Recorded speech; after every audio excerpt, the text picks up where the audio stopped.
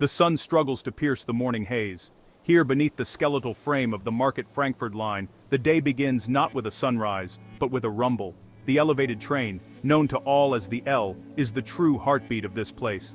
Its rhythmic clatter echoes through the streets of Kensington, a constant reminder of a world moving on, a world just beyond reach.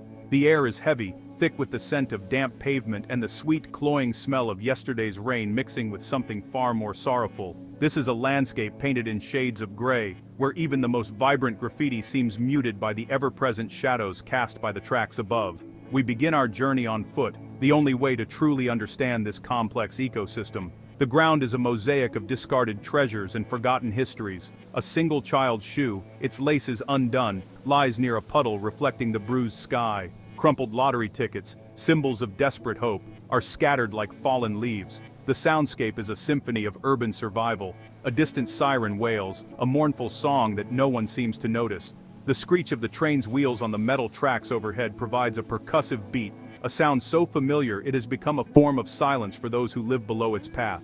Every surface tells a story. The brickwork on the old row houses is scarred and weathered, bearing witness to generations of struggle and perseverance. Some windows are boarded up, dark eyes staring out into the street. Others show signs of life, a string of faded Christmas lights, a pot with a single resilient flower reaching for the light. The people here move with a purpose that is hard to define. Some walk with a hurried, almost frantic energy, their eyes fixed on the ground. Others drift slowly, as if caught in a current, their gazes lost in the middle distance, seeing something we cannot. This is a place of profound contrasts, a living paradox etched into the city's map. It is a neighborhood where the past refuses to fade, its industrial ghost haunting every corner. The grand factories that once promised prosperity now stand as hollow cathedrals to a forgotten era, their broken windows like vacant eyes. Yet, life persists in the spaces in between. A gentle breeze rustles the plastic bags caught in the branches of a lone sycamore tree, making them whisper secrets to the empty street. The journey into Kensington's heart has just begun, and the air is already thick with untold stories. If you want to follow more stories from Philadelphia's hidden corners, make sure to subscribe to our channel. Your support helps us bring these untold narratives to light. We turn from the main thoroughfare, venturing into the quieter, more intimate spaces. The narrow alleyways are the veins of this neighborhood, hidden from the casual observer.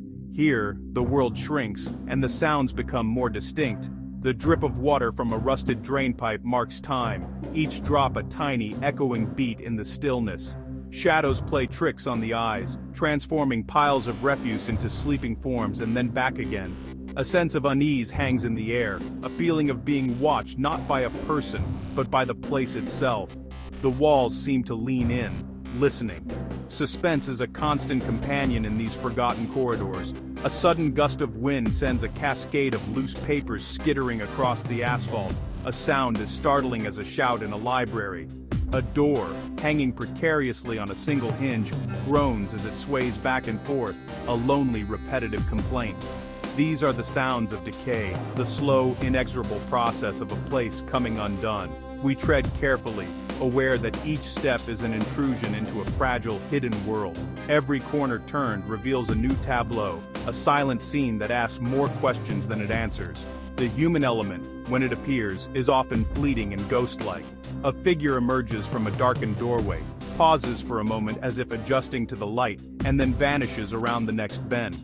There is no exchange of words, only a shared acknowledgement of presence in this liminal space. The silence they leave behind is heavier than before. It is in these moments that the true weight of this environment becomes palpable. This is not merely an empty space, it is a place filled with absences, haunted by the ghosts of what was and what might have been. One cannot help but feel like an explorer in an undiscovered country, a land with its own unique laws of physics and time. The air grows cooler here, away from the open street. The smell of wild mint, growing defiantly through a crack in the pavement, briefly cuts through the damp, earthy scent of the alley. It is a small, surprising detail, a reminder that nature, in its own quiet way, is also a resident here. But the calm is deceptive. This is a territory of survival, and the quiet is a hunter's quiet, full of tension and unspoken rules. The story of this place is written in its architecture. The row houses stand shoulder to shoulder, their brick facades a testament to a time of community and shared purpose. But now, a new, invisible force is prying them apart. The rising cost of shelter, a pressure as relentless as the tide, is reshaping the human landscape. For rent signs appear like fresh wounds on buildings that have housed families for decades. They promise a new beginning, but for many longtime residents, they are an eviction notice, a sign that they are no longer welcome in the only home they have ever known. This economic pressure creates a vacuum, and into this void, a darker predator has crept. The grip of addiction is a powerful force, one that isolates and devours. It transforms familiar faces into strangers and turns homes into hollow shells. The two forces, rising rent and deepening addiction, are intertwined, a devastating symbiosis. One pushes people out, and the other pulls them down. The result is a slow, heartbreaking exodus from the safety of four walls to the uncertainty of the street. The community frays, one thread at a time, as neighbors disappear and familiar stoops become empty. We see the evidence everywhere. A front porch, once the stage for summer evening conversations, is now a repository for discarded furniture, a silent monument to a hasty departure. A child's swing set in a tiny backyard sits perfectly still, its chains rusted, its seats coated in a fine layer of city grime. These are not just objects, they are artifacts of lives interrupted, of families scattered by forces beyond their control. The very fabric of the neighborhood is being unraveled, leaving behind a patchwork of occupied homes and abandoned spaces, a community living in the shadow of its own ghost. The human cost is etched onto the faces of those who remain. There is a weariness in their eyes, a deep-seated fatigue that comes from fighting a battle on two fronts, one for their home, the other against the despair that threatens to engulf their streets. They watch as new people move in, people who do not know the history of the corner store or the name of the family who lived next door for 50 years. The rising rents create a churn, replacing deep roots with shallow ones, and the neighborhood soul slowly erodes with each transaction. As we walk, we become attuned to a second city, one that exists in parallel to the one of bricks and mortar. This is the city of the unhoused, a complex society with its own structures, territories, and routines. Underneath a bridge, a sprawling encampment has taken root. Tents of blue, green, and gray plastic form a makeshift village, a fragile bulwark against the elements. It is a striking sight, a testament to human ingenuity in the face of absolute necessity. Each tent is a home, a private space in a world that offers none. The details of this landscape are both heartbreaking and ingenious. A shopping cart, repurposed far from its native grocery store, stands as a mobile closet, neatly packed with blankets and personal belongings. A small, solar-powered lamp hangs from a tent pole, a tiny beacon of modern technology in a primal setting. These are not just random collections of objects, they are carefully curated survival kits. The people here are not passive victims, they are active architects of their own precarious existence, building a world from the scraps of the one that discarded them. The challenges are immense. The weather is an ever-present adversary. A sudden downpour can turn a dry patch of ground into a muddy quagmire, soaking blankets and chilling bodies to the bone. The summer heat transforms the tents into ovens, and the winter cold is a relentless, life-threatening foe. And then there is the constant threat of being told to move, of having their fragile world dismantled and swept away, forcing them to start all over again in another forgotten corner of the city. Their lives are a cycle of building and rebuilding, of finding and losing shelter.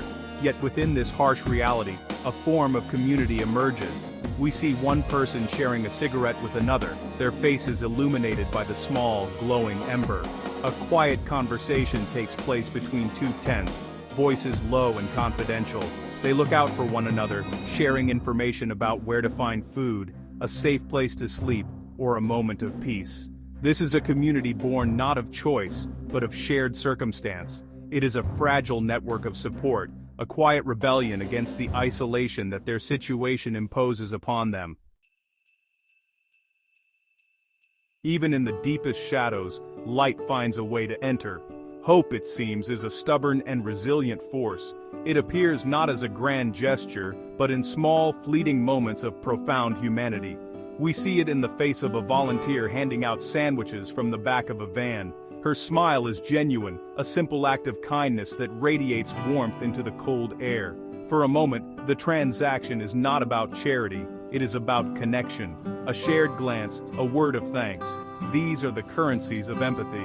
Resilience is everywhere, woven into the fabric of daily life. A man sits on a milk crate, meticulously cleaning a pair of worn-out boots, his movements careful and deliberate. In this small act of self-care, there is a powerful declaration of dignity. He is not his circumstances, he is a person who takes pride in what little he has. Nearby, a woman uses a shard of a broken mirror to apply lipstick, her reflection a fractured version of herself. Yet she performs this ritual with a grace that defies her surroundings, a quiet insistence on her own identity and humanity. Creativity blossoms in the most unlikely of places.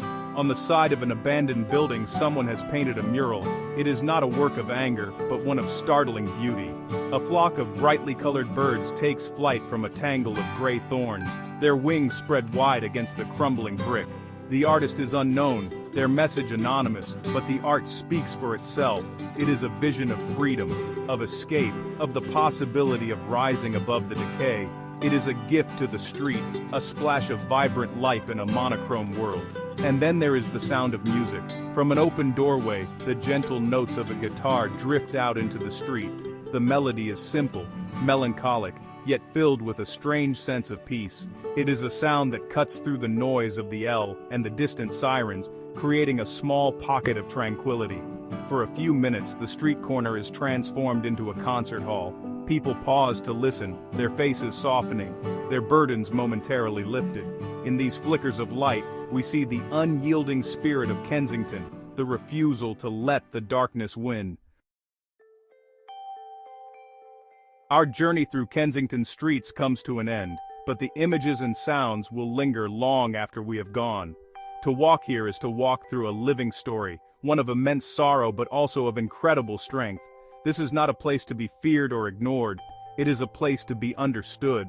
The challenges are real and deeply etched into the landscape, from the hollowed-out factories to the fragile tent cities. They speak of systemic failures and the human cost of a society that moves too fast, leaving too many behind. Empathy begins with bearing witness. It requires us to look past the statistics and see the individuals. Each person on these streets has a history, a family, a collection of memories, and a dream for the future. They are not defined by their poverty or their addiction, but by their humanity. Their presence is a powerful and uncomfortable reminder that the line between comfort and crisis is thinner than we might imagine. They are our neighbors, our fellow citizens, and their struggle is a reflection on us all. The future of this neighborhood is unwritten. The forces of gentrification and neglect continue their relentless push and pull. But the spirit of the people here offers a different kind of forecast. It is a forecast of persistence. The dream of a better day has not been extinguished. It has simply become more precious, more fiercely guarded. It is the dream of a safe place to sleep, of a steady job, of a community healed and made whole again. It is a dream of being seen, not as a problem to be solved, but as people worthy of dignity and hope. As we leave, the rumble of the L follows us, a fading heartbeat. Kensington is a place of shadows, but it is not a place of utter darkness. For in every act of kindness, in every display of resilience, and in every quiet dream of a better tomorrow, a light continues to shine. It is our collective responsibility to see that light, to nurture it, and to help it grow. For the story of Kensington is not just the story of one neighborhood in one city. It is a story about all of us, and the kind of world we choose to create.